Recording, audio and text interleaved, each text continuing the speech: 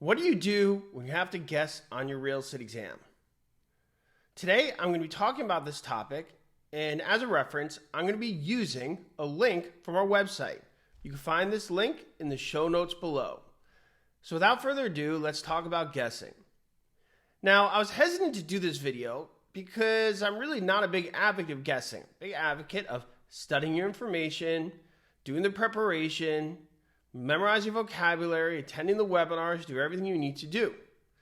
But no matter how much you study, the reality is there's a chance you may not know what they're talking about every so often, hopefully not too often, on your real estate exam. So I want this disclaimer. Never let these rules take the place of the actual knowledge. So if you know an answer but it contradicts a rule, please go with the information you've been studying. I don't want you thinking, well, I'm pretty sure real property, the answer would be generally immovable, but I saw these tips and, it doesn't really go with the tips I learned. No. Don't do that. This is only as a last resort. So, without further ado, let's take a look about what I put together that's on our website. So when you have to guess. So first little tip I have, if two of the test answers options are exact opposites, generally speaking, choose one of those two. So you have 4 options. This narrows down to 2. So I said the example about real property, generally immovable. So for that, using that example, one says generally immovable and one says generally movable, you know it's one of those two. They're exact opposites. So forget the other 2 options.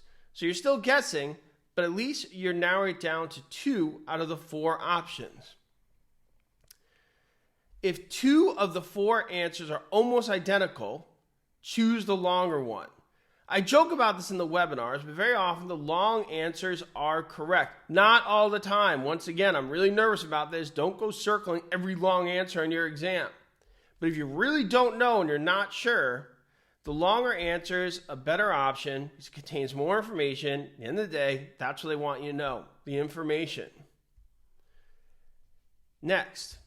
Pay attention to words like always and never. Few things in life are always and never. Be suspicious of these answers.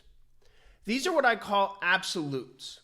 Absolutes are words like always and never, things that have no exception.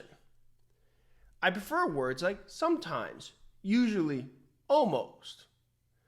Now, is that always the case? No.